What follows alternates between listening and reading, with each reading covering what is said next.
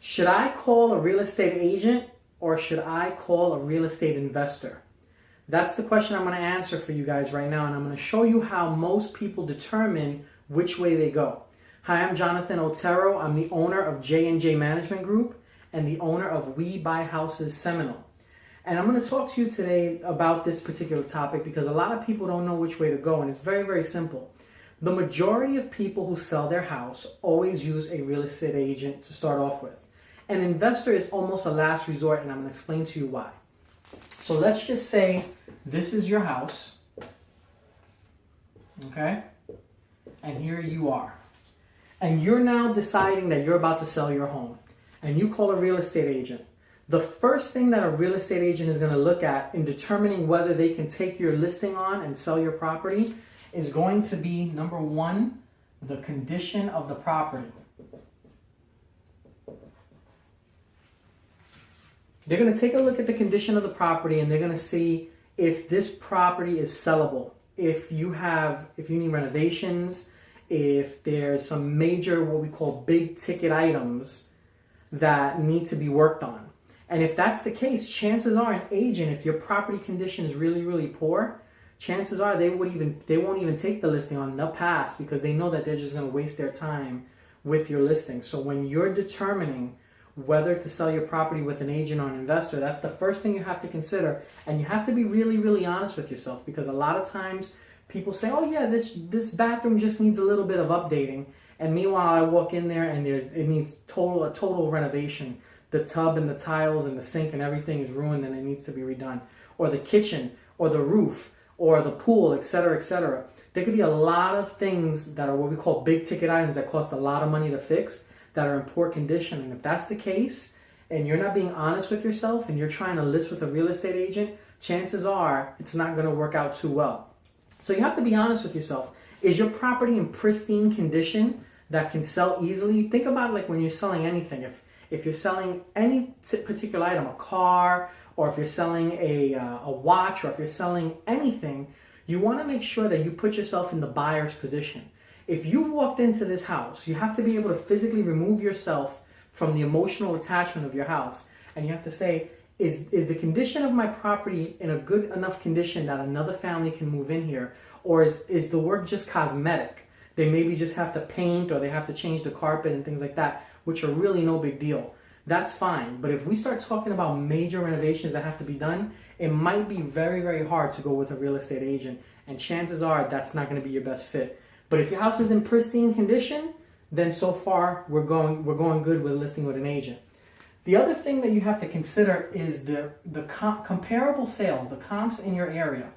Now, you don't have access to this, and if you've seen my other videos, you know that the agent, the most powerful thing in real estate is the MLS. And when you hire an agent, they're going to take a look at the comparable sales in your area. And usually the agents that you pick, if you're doing the right thing, you're picking an agent that's local in your area, and they know kind of all the ins and the outs of every single property that's in that location. So they're going to know what the value is of your house the minute that they walk through your front door.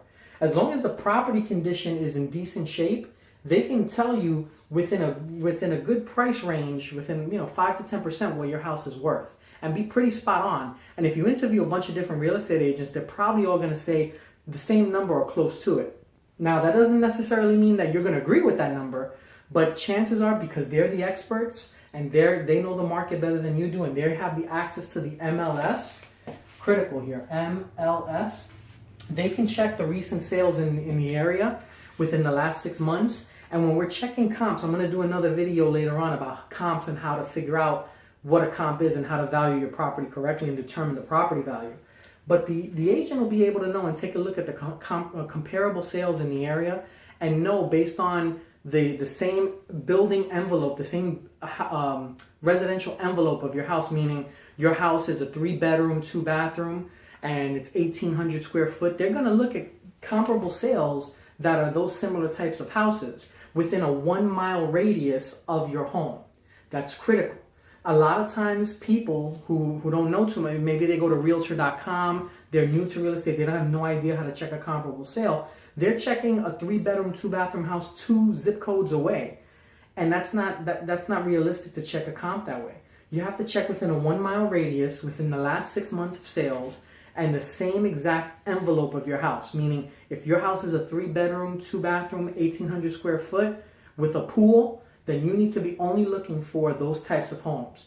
You shouldn't be looking at a 4-bedroom. You shouldn't be looking at a 2-bedroom. You shouldn't be looking at a 3-bedroom, 1-bathroom with no pool. If you have a 3-2 with a pool, 1,800 square foot, that's what you want to find. Now, the square footage, you can play with a little bit, 5 or 10% up or down either way in terms of the square footage. But again, if you find a 3-bedroom, 2-bathroom and your house is 1,800 square foot and you're looking at a 2,000 square foot house, chances are that's not a great comp. It's a little bit off in terms of the square footage, and you don't want to use that necessarily to gauge what the value of your house is. So if you bring in an agent, they're going to value your property correctly.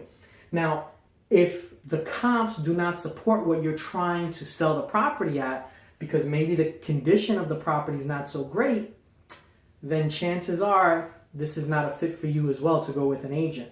The other thing that you have to consider is what you want to get out of the house. So how much equity do you have in that property? Do you have any equity? Say, for example, you bought your house 5 years ago for $300,000 and you try to go look at the comps in your area and it looks like your house is only worth $300,000. Is it worth it for you to sell at this point? Or if you list on the MLS and you just sit, are you going to just sit on the market? Are you just going to sit there waiting for a buyer to come and no one's coming because you're overpriced your house? And that really is the kiss of death in real estate, to overvalue your property and have it sit on the market. You could have the most beautiful house in the neighborhood. You could have gold-plated everything in your house. You just redid the roof and you just redid the floors and you just redid the bathroom and the kitchen has granite countertops and it is beautiful.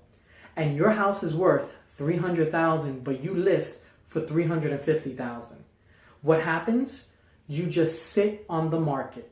You sit and you sit and you sit and you wait for offers to come and they never come. And you wonder why? Why are the offers not coming? Well, because now they have a thing when you list on the MLS. They've always had this, but they have a thing called days on market, DOM. And if your house is sitting for more than 30 days on market, and now it's 60 days, 90 days, 120 days, it could be the most beautiful house in the neighborhood. It could be, the pictures show great, but no one's coming, no one's making offers. And the reason is they see that days on market and they wonder, what's going on with this house? Is there something wrong? Should I be wasting my time to go out and see this house? Because if it was so great and if it was so beautiful like the pictures show, then somebody would have bought it already. So it's either there's something wrong with it or it's overpriced. Those are the only two things that are the reasons why you don't sell your house. So you have to be realistic about what kind of equity you have in your house and what you're trying to pull out in terms of a profit when you go to sell. If you're listing with an agent and you have any one of these three things that do not fit right, all three of these things have to work. You have to have good property condition. You have to have the comps that support what you're trying to sell for. And you have to have equity in your house, obviously, otherwise you're not going to make a profit when you go to sell, especially when you factor in the 6% commission you have to pay the agent, closing costs, etc., etc., etc. So you want to make sure you have those things in play. If you don't have one of those things, if you have two of the three, then chances are going with an agent is probably not going to work for you. And in that case, if these things are not a right fit, your only other option is going to an investor, a real estate investor. And that's me. That's why I always tell you on my videos, I'm usually a last resort. Because when people go to a real estate agent and they're looking through this and they're going through this whole process, if these things don't make sense and they don't fit and the agent can't take the property on, then you have no other choice. If you want to sell your property, you're going to have to go to an investor. Now, a real estate investor, you have to understand, when he's purchasing a property, he or she has to get it at a great price in order to turn it around and flip it for a profit. Otherwise, there's no point in the investor getting into it. Think of it as any business. If you were my business partner and I came to you telling you I just purchased a house that's worth $300,000 and I told you I paid $300,000 for it, you probably won't be my business partner for too much longer, right? And so you have to make sure that you get the property at a good price. So a lot of people are scared to go to investors because they think that an investor is going to either lowball them or steal their house from them.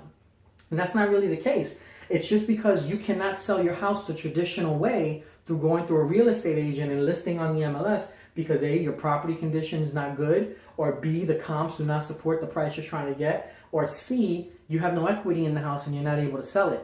And when that happens, you have to go to an investor. Now, let's just say you decide, let's run through your options real quick and figure out if any of one of these two are a fit for you, agent or investor. If you're trying to figure out and all of these options do not work for you, you have to consider these things.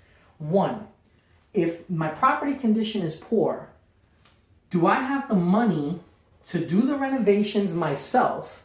Let's say the bathrooms need work, or the pool needs to be resurfaced, or the kitchen needs to be redone, cabinets, whatever, having issues. I need to put new flooring in here.